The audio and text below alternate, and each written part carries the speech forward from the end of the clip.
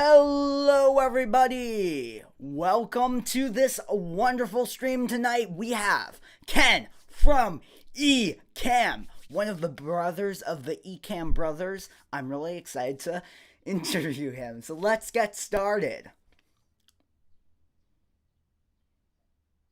Hey, How are you doing today, Ken? I'm doing good this Friday night. Yes, I'm really excited for this interview. And fun fact, I have that same Mac, or like the The same style, but in black. black. I Yeah, had blue back in the day. this is the one.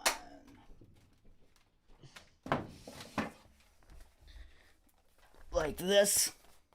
Oh, that's different. This No, is the yeah, iBook, yeah, the, yeah, the yeah. original But I iBook. mean, like, it's like the same design, kind of.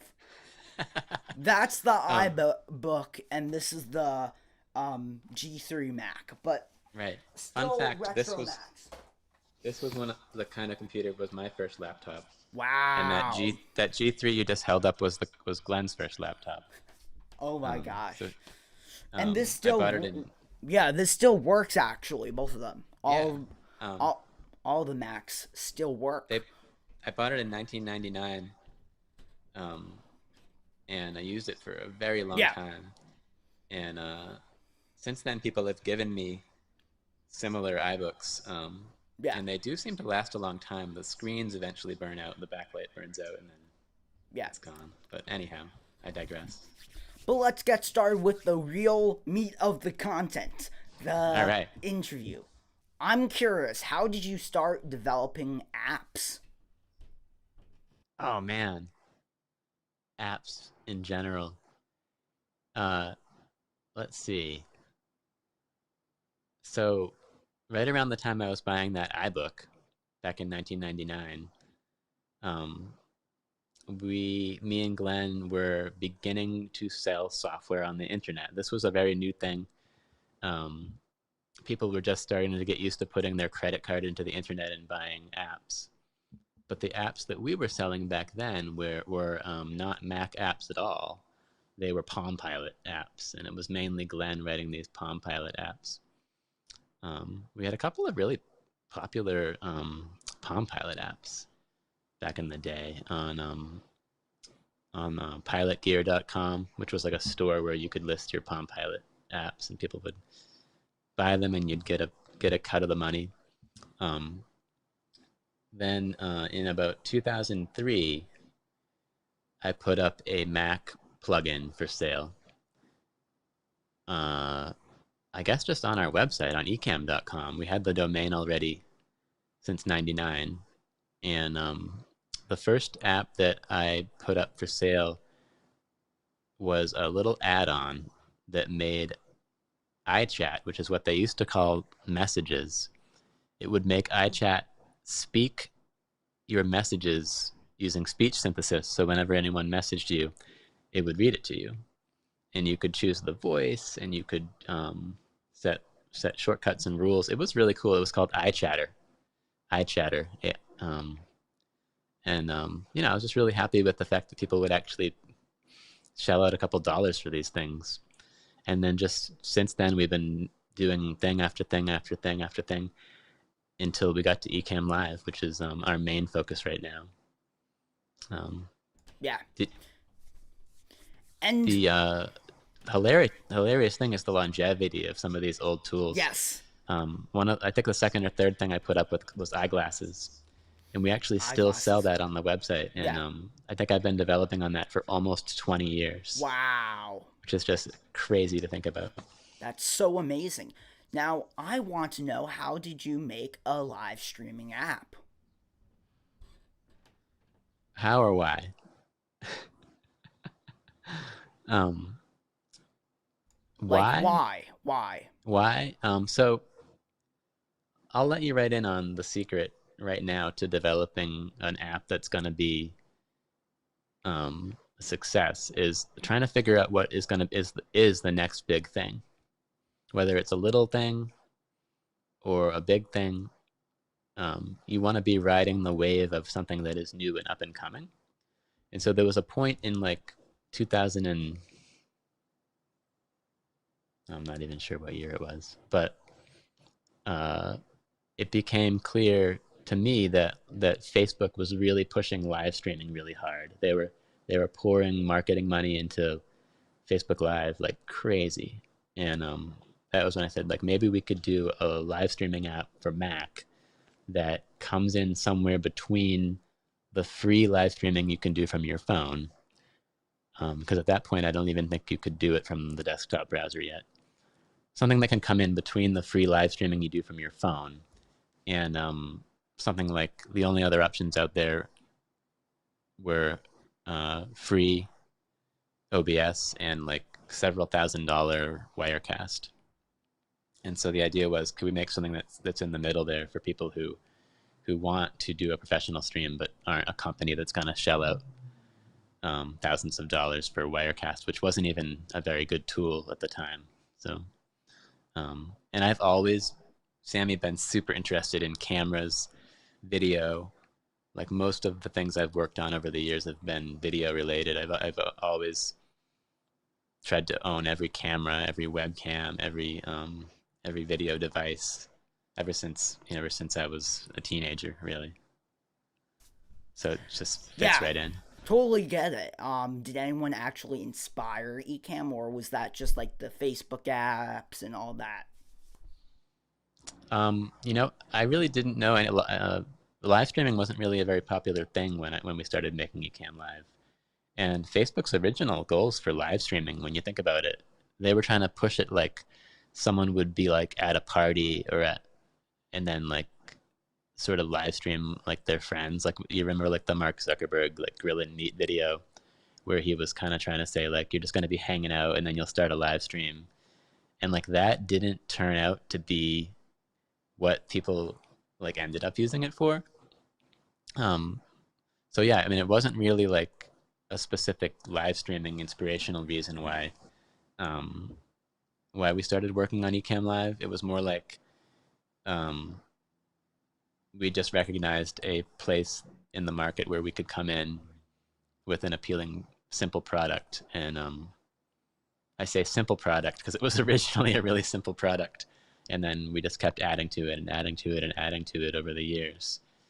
And uh, yeah, so I'd say why, just because it seemed like a good idea, and I love cameras and video.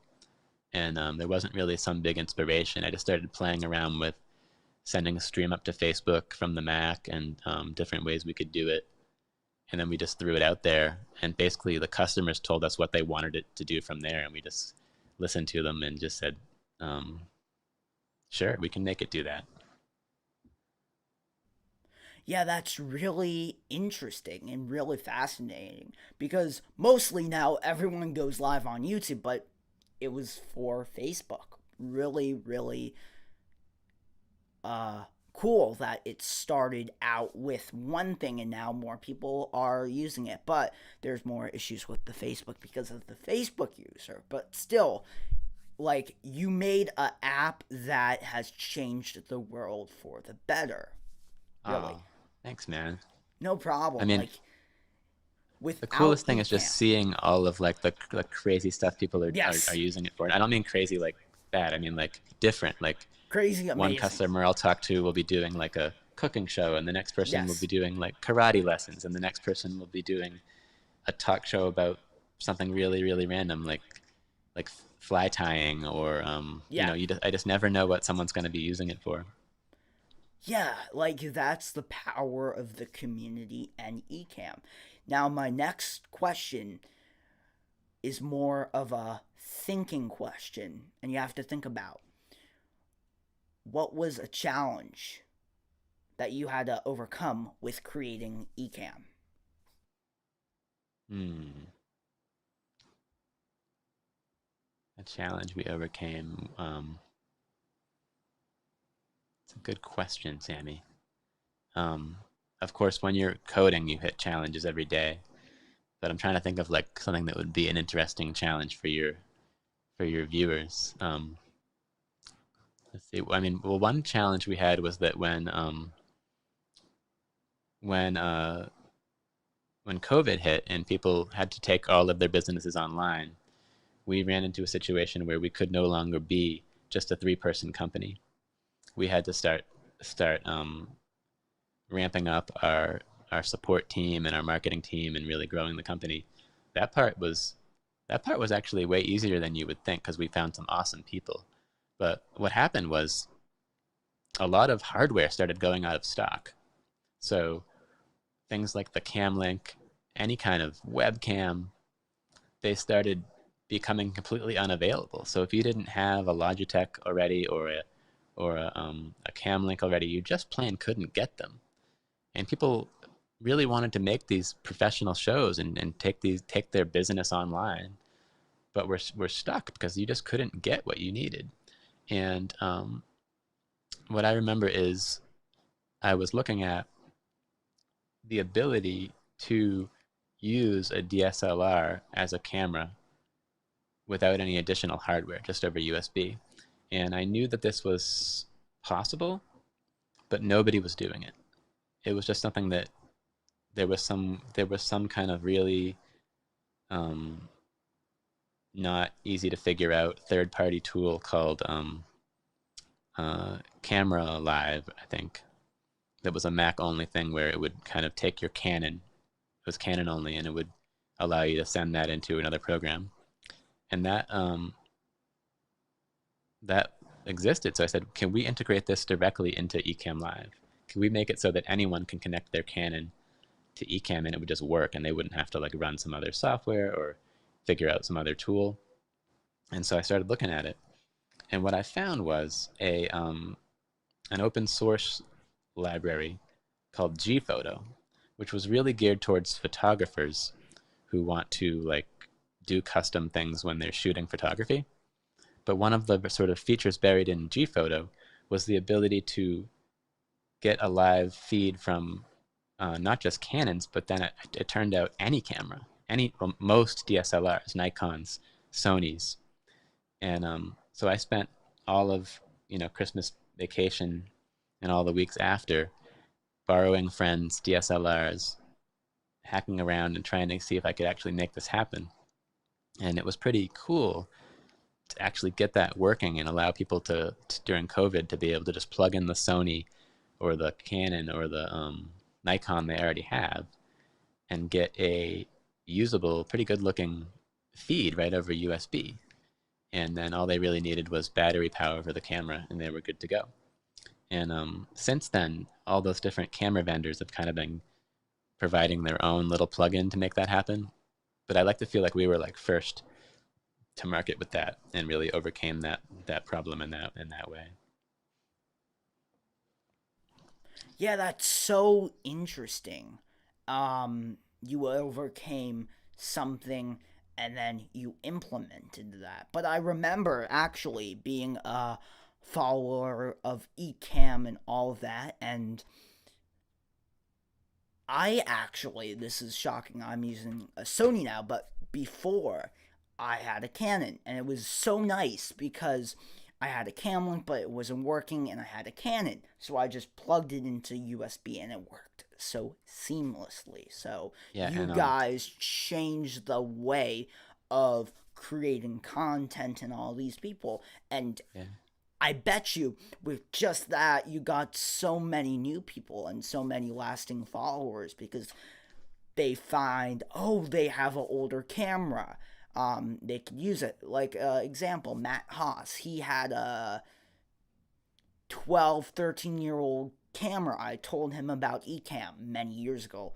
He uses Ecamm now, he has a Sony, but he used like his Canon for 2 to 3 years, even if it was many, many years old. And that's like a great feature of Ecamm.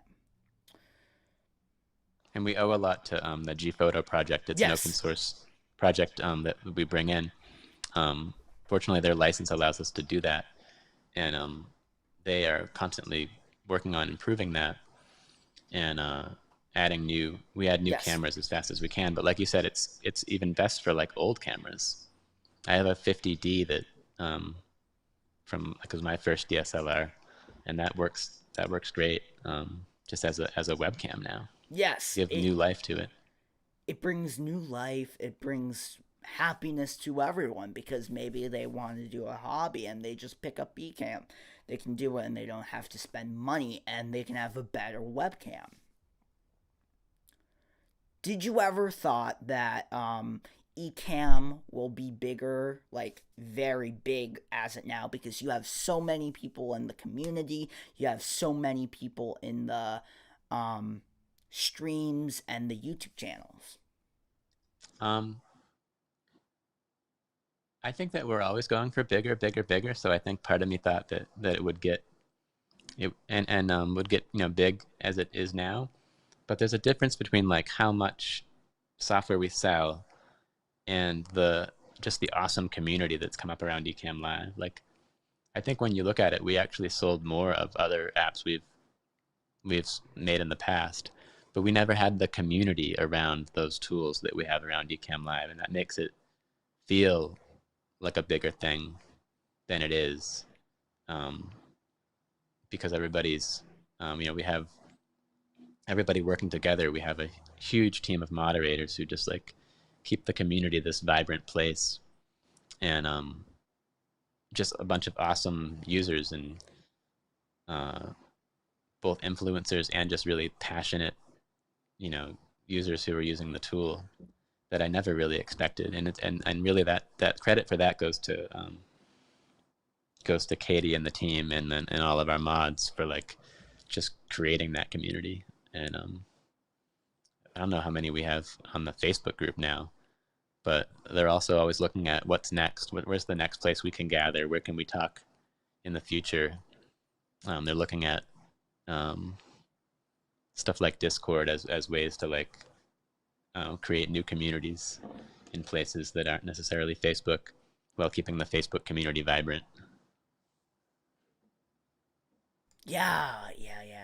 That's amazing. And the Ecamm family keeps on growing each day. I feel like that. Am I the only one, or like, don't you get like 100 new people a day, and then they find out, oh, this is a Mac only, but then they buy a Mac? That happens a lot. People, Like, I have heard of people buying a Mac just to use the tool, yeah, and it is true. Like we have to think about how many people are coming on new each day, because I felt a little bad after the Q&A, that the video that me and Glenn did. We did a live stream yesterday as part of our monthly series, yeah, and we ramble on for like an hour and a half, and then I looked in the comments right as it was ending, and someone said, "Oh, well, I guess this isn't really for newbies." Like that person didn't know what we were talking about, because we were just like, we weren't really coming at it from like new person. a place where somebody who was new would know what's going on. We were kind of jumped right into the middle and started talking about the beta version and feature requests, and we weren't really Yeah, talking about anything that would interest a brand new person at all. And I said, "Oh no! Like maybe for the next Q&A, we gotta like yeah, open it up to make sure questions. that newbies can feel comfortable, asking questions about basic usage, Yeah, and not focus on all these different edge cases that people are asking us about in the comments." yeah, totally. What apps do you also make with Glenn? Because I know you both are a code team and you both code, and I'm actually fascinated about what other apps that you might be working on or you discontinued, because I know you had a big seller app, Skype something, wasn't it? Like Skype recorder? Yeah. So all of the apps that we've ever sold have been a combination of um, at least me and Glenn working on them. And Ecamm Live is really the biggest by far of any app we've done. We had a tool. Well, we still sell a tool called Phone View. It's a little bit out of date now, but the idea is it'll let you pull some data off your iPhone. So if you had a need to kind of download all your text messages, or export all of your contacts or something like that, there's lots of tools out there like that now. But we were one of the first. I think maybe we're the first tool out there for that way back in the day, and so that's maintained its customer base over the years.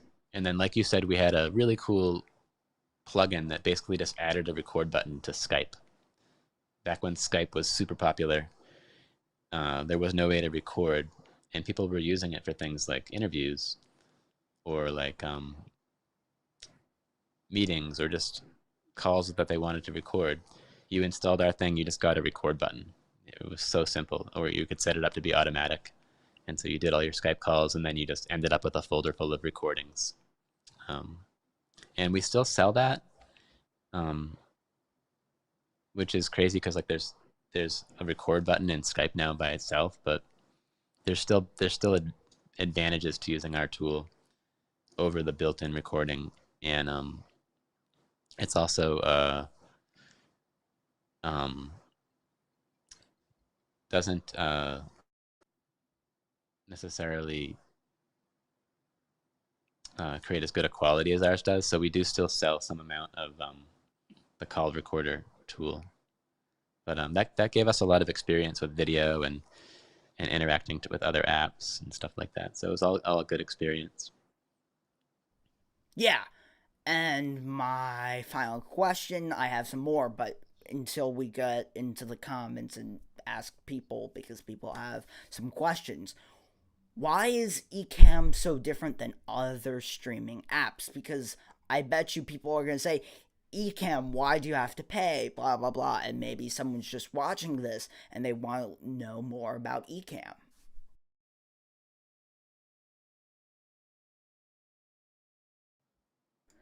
Oh, I think that was a Wi-Fi issue. Should I repeat the question again? So what just happened was I got a phone call and it came through to my Mac, and I hung up on it, and and your voice turned into like absolute Darth Vader. So like your sound is like weird, low. Um, so Safari has completely lost its mind. So Okay.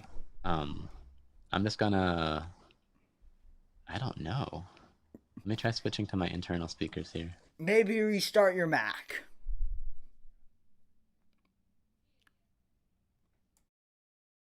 Okay, so Ken had a little issue, but we are still live. That's the power of Ecamm. So, yeah. Okay, great. So I see all these wonderful people. James Hicks. I use that to, yes. So, hello to everyone. But we have Ken back. Yeah, sorry about that. I think quitting Safari and coming back in fixed it, but I've never heard that before. Sammy's voice was like, it sounded like he was talking Yeah. on a slow record. It was really weird. But yeah, I don't think it affected the live stream. I think it was Safari um, having a little Yeah. problem. Okay. I'm gonna put do So, not disturb mode on so nobody else calls me. yeah. So my question was, why is Ecamm different than all of the other streaming softwares? Because there's like OBS and Wirecast and all those other, but why is Ecamm different if someone's just getting started and they want to know why? Um, what makes it different is that it is a native Mac app, and most of the other apps out there, I'm not going to say 100% of them, but most of them are designed using cross-platform tools. And the downside to doing that is really just like performance on the Mac. So every time we add a new feature to Ecamm, anytime we release a new version, we look really carefully at performance, meaning CPU usage, memory usage, and just responsiveness. And if you are developing for a Mac and you're using native Apple tools and writing native Apple code, that's when you get the most responsive situation. And if you're using a tool like OBS, that's written using cross-platform tools, and so you're never going to have that really nice Mac experience. If you look at a tool like that's in a browser, they're really limited by what can happen in a web browser, and they're kind of at the mercy of Safari or Chrome. But we can make this tool, Ecamm Live, be just really performance, have a lot of performance and be really powerful because it's a native Mac app. People ask us all the time to make something for other platforms, and it just ain't gonna happen. And they say, why? And I say, well, because we're Mac programmers. Like we don't program for other platforms, because we just don't want to. Because that would mean like if I was to start programming for Windows, I would have to get a Windows computer, or at least dual boot one of my old Intel Macs, and like suffer through Windows. And that it's not a place that I ever want to be ever.